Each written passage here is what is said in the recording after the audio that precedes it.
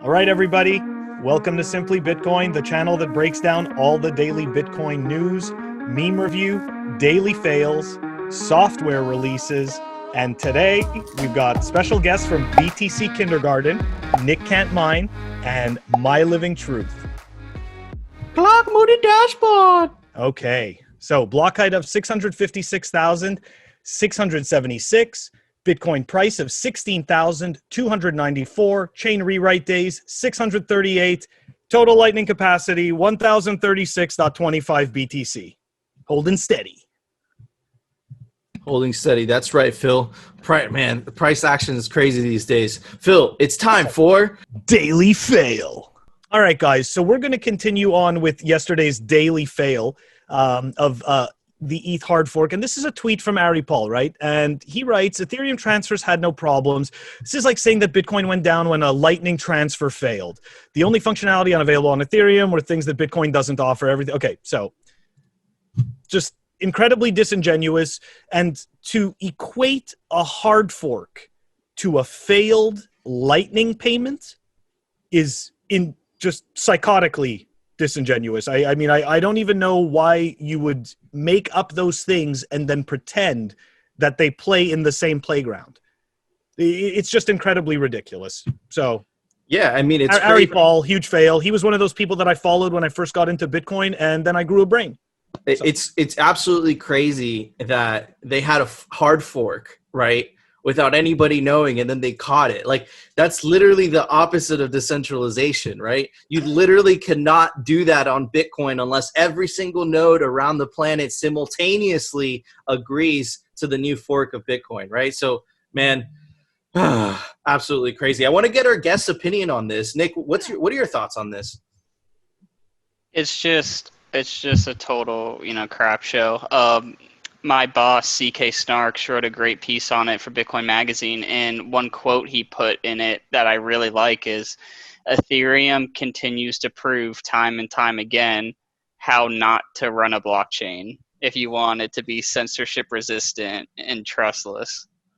Well, amen to that guy, because that guy's spitting facts. He's spitting the truth. And what about you, my fellow Bitcoin pleb optimist? What are your thoughts on this, aka My Living Truth? Yo, I am losing my mind right now on that tweet. That tweet is insane. I don't see Ari's tweets anymore. You gotta clear up the Twitter timeline. But man, that's a fail if I've ever seen one, dude. Like, his bags are so heavy you can't even see clearly.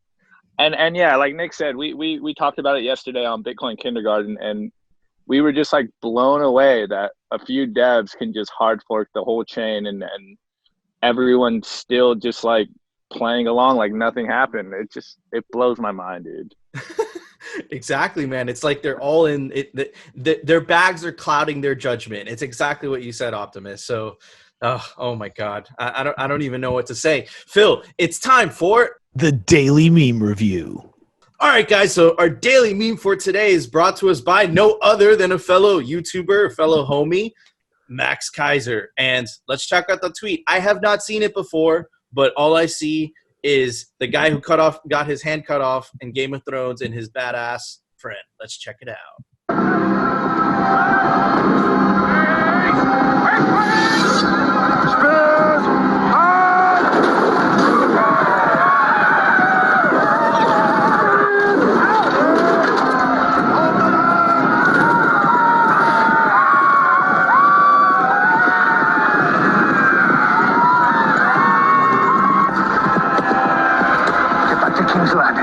I'm not abandoning my army. You're the commander, not a damn infantry man. Those fuckers are about to swamp us. We can hold them off.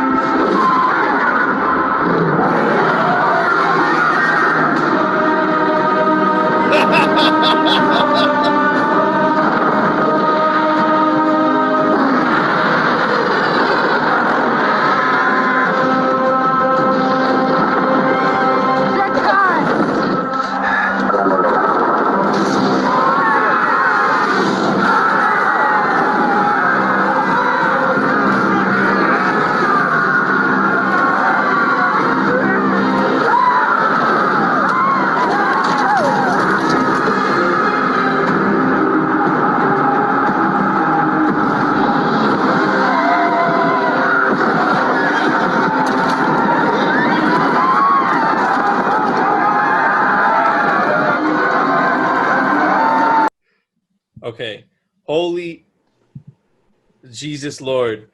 That was an amazing tweet. Phil, I gave it a score halfway through. I would have given it a perfect score, but the sound, man, the sound.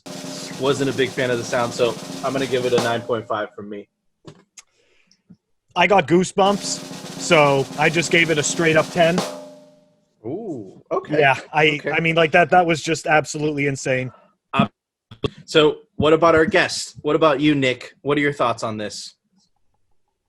I actually just turned away from my computer for a second because I just started watching Game of Thrones like 3 weeks ago, so I didn't want any spoilers. So I'm going to give it the benefit of the doubt and give it a 10. Okay. Solid. What about you, Optimus? What are your thoughts on that meme? I'm gonna go with Phil and just go solid 10. I've never seen Game of Thrones, but that's an epic meme right there. Like I got the goosebumps too. Like I wanted to scream like, "Let's go, boys! Like we out ya!" So it's a solid score, almost solid 10s across the table, except for me, 9.5, because the sound wasn't quite there. I don't know why. And Phil, it's time for The Daily News, sponsored by Crypto Cloaks. All right, so our news for today, man, listen, I'm not a fan of PayPal, but PayPal finally removes the waitlist for new crypto service and boosts the weekly purchase limit to 20K. Why did I say I'm not a fan of PayPal? Because PayPal is not allowing people to withdraw, send Bitcoin to anywhere else. So you're essentially buying paper Bitcoin. But there's a tweet from Lop that followed it up, and he read the legalese that I can't read for some reason, or you guys know I can't read. Anyways, so he says, if I understand this correctly, PayPal is legally required by its bit license to hold Bitcoin 1-to-1 for every Bitcoin a user buys on its platform. So you know what, Phil? It's a bittersweet thing because they are allowing a lot of users. I think PayPal has 300 million active users. They're allowing people to buy Bitcoin, and at least they're not rehypothecating it. At least they're not fractionally reserving it. At least they actually have to hold the physical Bitcoin that people buy. So those are my thoughts on this. What are your thoughts on this, Phil? And then we'll move on to our guests. So, as you know, I'm not a big fan of PayPal. Screw PayPal. But, okay, so even if they have to hold 1-for-1 Bitcoin, God forbid anything goes wrong, usually these institutions don't actually pay you back the Bitcoin value. They pay you back the USD value at the time. So I didn't read anything about that. Good for them that they are, required to hold, 1-for-1, like you said. But, yeah, we'll see. Awesome. What about you, Nick? What are your thoughts on this? So I'm not that bullish on this right now just because, they don't allow you to take your Bitcoin off. So it's not real Bitcoin that you're buying. But I am staying optimistic because I was having a conversation with some coworkers and they were telling me that when Cash App first started, it was the same way. You could only buy and sell and hold. You couldn't take it off. But eventually they changed and allowed you to take it off. So I'm hoping in the future that PayPal will come around to their senses and allow you to take it off. But until then, not a fan of it. Absolutely. Thanks for that, Nick. And Optimus, what are your thoughts on this? What are your whole thoughts on this whole debacle? I mean, I'm in the same boat as you guys. I'm not too hyped on how PayPal rolled out, crypto, so to speak. And you can't withdraw Bitcoin off their product, and furthermore, they have some real bad shit coins over there on their app. So I'm really not a fan of what they're doing, but I guess it brings some kind of like mainstream adoption. It's starting to make it look like Bitcoin or cryptocurrencies are something that people should own. So I guess in that respect, it's good for the space or what have you. And I mean, I was pleasantly surprised by what you just showed me by Lop. I didn't see that, so I guess if they're holding Bitcoin 1-to-1, there'll be, less Bitcoin out in the market and number will go up. So I guess in that sense, like, we're happy about it. But like Nick said, is if they aren't withdrawing Bitcoin and they don't come around to that, then I'm gonna definitely avoid shilling it to my normie friends and make sure that they don't buy any on PayPal, and shill them all our friends real Bitcoin apps. So yeah, Absolutely. we'll see. Absolutely. You're exactly right, man. And it's just it's like, fine. Buy from PayPal, buy from the devil, but at least have the capability of withdrawing that Bitcoin, because keep buying paper Bitcoin, keeping it on PayPal is just, what are you doing? It's like going to a casino and walking out with the poker chips. It's just like those poker chips are useless until you cash them out. So yeah, I completely agree with you guys. And our next piece of news, it's actually very insidious. I kind of got scared when I was reading this initially. So I'm really interested to see what your guys' thoughts on this is. All right. So Deutsche Bank, it's in German, but I say douche bank because they're idiots. They basically make the claim that central bank digital currencies will replace cash, but it is much more insidious than you guys that meets the eye. In the report, the title is called "We Must Do to Rebuild," right? And there's this theory that's being pushed by this guy, right? Yeah. And it's called the Great Reset. Right. And it's being pushed on by the fact that we had this pandemic. He wants to basically reset the whole world. Right. And it's extremely insidious. You really have to read into it. And look what Douchebank is already saying. It says remote workers, because since they're working from home, should be taxed for the privilege of earning a living from home. And what is this Great Reset? What are the concerns about this? Right.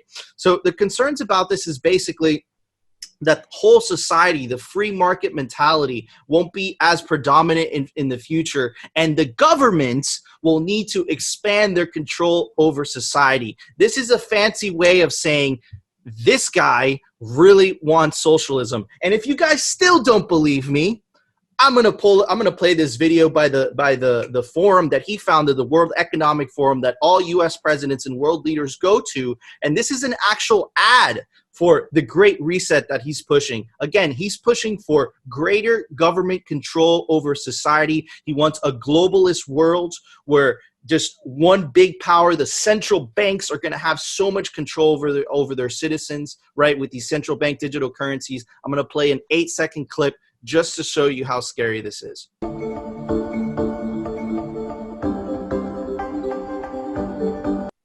You'll own nothing and you'll be happy. That's what these guys are thinking. That's what it is. It's feudalism 2.0. The banks want complete control. They want to milk you for your taxes, and you'll have no ability to save because you'll be on central bank digital currencies. But there's an option, guys. There's a happy ending to this. There's Bitcoin. So what are your thoughts on this, Phil? And then we'll move on to our guests. I saw the so first of all, I read through some of the tweets from that genius, Klaus Schwab. That is just absolutely disgusting. I was sitting there as as we were looking at the article, and all I'm picturing in my head is just every single word to describe a scam and just absolute horror. I mean, the fact that anybody could sit there and actually think that that's a good thing it's just completely insane. And you can see that his incentives are completely screwed up. So that's scary stuff. Unfortunately, he has a huge platform. Unfortunately, there's a lot of giant toolboxes that are listening to him. And unfortunately, their incentives obviously aren't going further than their nose. So I'm going to say this is a lot of high time preference, absolute stupidity that is meant to enslave us. I absolutely agree. It's totally meant to enslave us. And I want to get the Zoomer perspective. Yeah. What are your thoughts on this, Nick? Man, the second you pulled up that thing that said people working from home are going to get taxed more, I just pulled out my Cash App and stacked some Bitcoin.